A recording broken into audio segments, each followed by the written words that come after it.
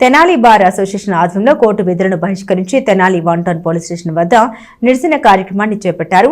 Ponnuru town CI ఎస్ఐలను తీరును ఖండిస్తూ వారిని సస్పెండ్ చేయాలని డిమాండ్ చేశారు. పొన్నూరు పోలీస్ స్టేషన్లో ఒక సీనియర్ న్యాయవాది బేతాళ ప్రకాశ్రావు నిర్బంధించి విచక్షణ రహితంగా కొట్టడమే కాక అతనిపై తప్పుడు ఎఫ్ఐఆర్ నమోదు చేసినందుకు నిరసిస్తూ గుంటూరు జిల్లా బార్ ఫెడరేషన్ పిలుపు మేరకు తెనాలి బార్ అసోసియేషన్ అధ్యక్షులు బేతాళ ప్రభాకర్ ఆధ్వర్యంలో నిరసన కార్యక్రమాన్ని చేపట్టారు. కోర్టు విధులను బహిష్కరించి తెనాలి 1 టౌన్ పోలీస్ స్టేషన్ వద్ద నిరసన చేపట్టారు.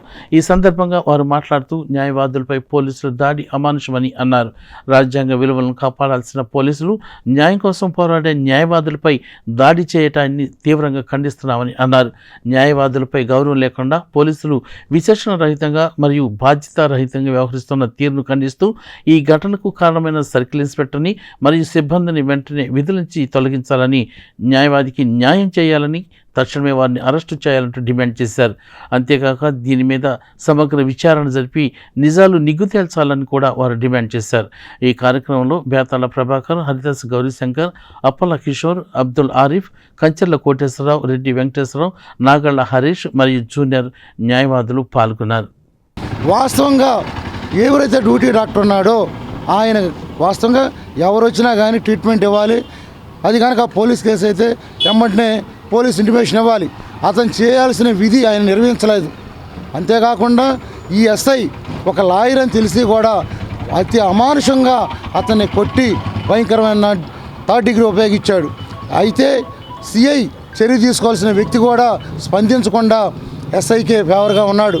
ఇదే విషయం మీద 30వ తారీఖున ఎస్పీ గారిని కలవడం జరిగింది. డిస్ట్రిక్ట్ ఫెడరేషన్ వాళ్ళంతా కూడా ఎస్పీ గారు స్పందించి లాయర్ మీద ఎవరైతే ఈ ప్రకాష్ రావు ఉన్నారో అతని మీద డాక్టర్ని తీసుకొచ్చి 30వ తారీఖున ఒక రిపోర్ట్ ఇప్పించారు. 5 రోజులు డిలే. అదే ఎస్ఐ రాజ్కుమార్ చేత ఇంకొక ఎఫ్ఐఆర్ 2 రిపోర్ట్లు అవి కూడా నాన్ అవైలబుల్ కేసులు కట్టారు ఒక లాయర్ మీద.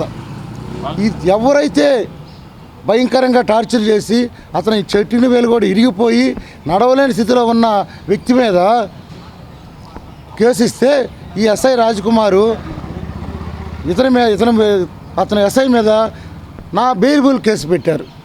వాస్తవంగా ప్రజలు గమనించండి, చట్టాలని ప్రజలకి అందించే న్యాయవాదులు ప్రజలకి దగ్గరుండి వాళ్ళకి కావలసిన వాటికి పోరాడే వ్యక్తుల్ని ఈ విధంగా వాళ్ళు ఇష్టం వచ్చినట్లుగా తాష్టికం చేసి దౌర్జన్యం చేస్తుంటే సామాన్య ప్రజలకు రక్షణ ఏంటి?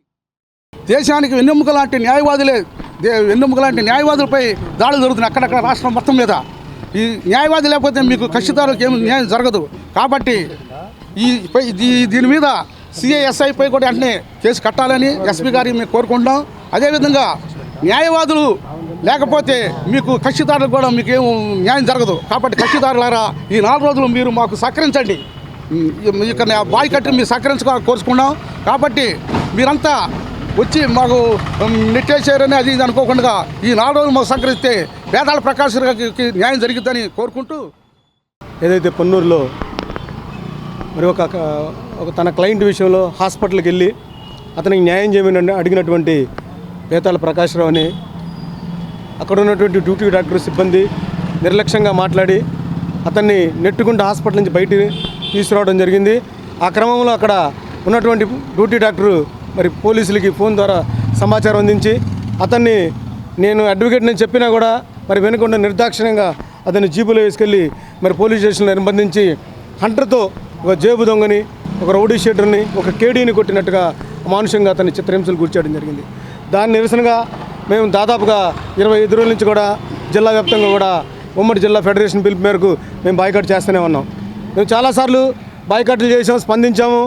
ఎందుకంటే రాష్ట్ర వ్యాప్తంగా కూడా దేశవ్యాప్తంగా కూడా న్యాయవాదుల పట్ల చాలా అమానుషంగా మరి క్లయింట్లు కానివ్వండి, పోలీసులు కానివ్వండి వ్యవహరిస్తూ ఉన్నారు.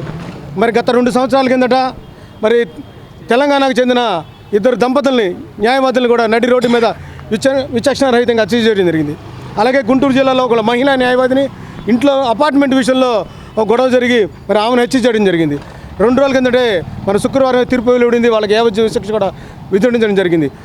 ఇలా చూస్తూ పోతా ఉంటే మరి ఎక్కడ న్యాయవాదులకు కూడా ఎక్కడ రక్షణ కల్పించలేకపోతా ఉన్నారు. మేము అడుగుతా ఉన్నాం కేంద్ర రాష్ట్ర ప్రభుత్వాలని, మరి సుప్రీంకోర్టుని, హైకోర్టుని కూడా మేము ప్రార్థిస్తా ఉన్నాం. అడ్వకేట్ ప్రొటెక్షన్ యాక్షన్ తీసుకురండి. మాకంటూ కొన్ని నియమ నిబంధనలు ఉంటే మా జోలికి వచ్చేదానికి ఎవరు కూడా భయపడతారు. మన డాక్టర్స్ ప్రొటెక్ట్ యాక్షన్ ఉంది, వాళ్ళకుంది, అలాగే చాలామందికి ఉన్నాయి. మరి అడ్వకేట్స్ లేకుండా పోయింది కాబట్టి ఖచ్చితంగా అడ్వకేట్ ప్రొటెక్షన్ యాక్ట్ తీసుకురావాలా. ఏదైతే ప్రకాష్ రావు ఉన్నాడో అతనికి కూడా కాంపన్సేషన్ మరి అతని కుటుంబ సభ్యులు కూడా ఇవ్వాలని చెప్పి డిమాండ్ చేస్తూ మరి ఈ నెల 24 వరకు కూడా బాయ్కాట్ని కంటిన్యూ చేస్తూ ఉన్నాం. మరొకసారి న్యాయవాదులందరూ కూడా విజ్ఞప్తి చేస్తూ ఉన్నాం, మీ క్లయింట్లకు చెప్పండి, మీ క్లయింట్లు ఫోన్ ద్వారా బాయ్కాట్ జరుగుతుంది, రావసరం లేదు, మేము వాయిదాలు మేము చూసుకుంటామని మీరు చెప్పండి. ఇక్కడికి వచ్చి మంచి వాతావరణాన్ని కూడా మరి మీరు చెప్పకపోవటం వల్ల వారి సమాచారం లోపం వల్ల ఇబ్బంది జరుగుతుంది కాబట్టి